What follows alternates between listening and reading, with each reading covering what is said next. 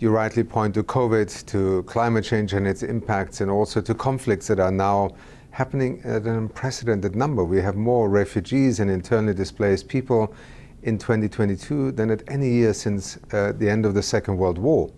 So yes, we are facing multiple crises, and one that you have not explicitly mentioned is also the fiscal crisis, because on the back of the pandemic, on the back of now an economic and financial crisis and debt crisis for many countries, the biggest challenge is how do countries that have no fiscal resources left, how do they invest in coming out of this crisis? In the last 2 years, our focus has really been on helping countries recover.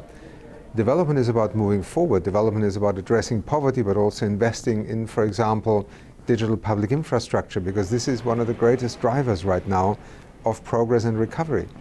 Equally, in Africa, it is about expanding access to clean and affordable electricity. We have a new program for 21 African countries where we are supporting mini-grid solar programs.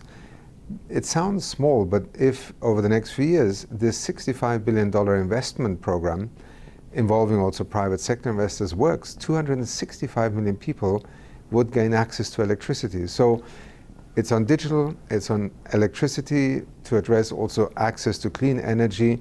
It's on economic stimulus packages that UNDP has focused on in helping countries recover from these crises.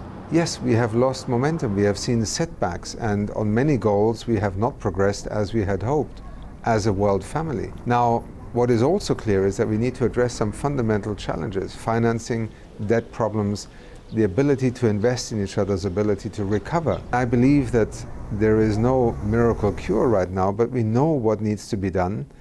And perhaps we always need to remind ourselves the world has collectively enough wealth to basically implement the SDGs even by 2030. But it is not flowing where it needs to. It is not accessible to those who need it the most. But above all, let's not forget that the targets, in terms of timelines and indicators, were ways in which we were to pace ourselves. The 17 Sustainable Development Goals are a framework for cooperation. They acknowledge that we are interdependent as countries. Even if we don't like each other, we depend on each other.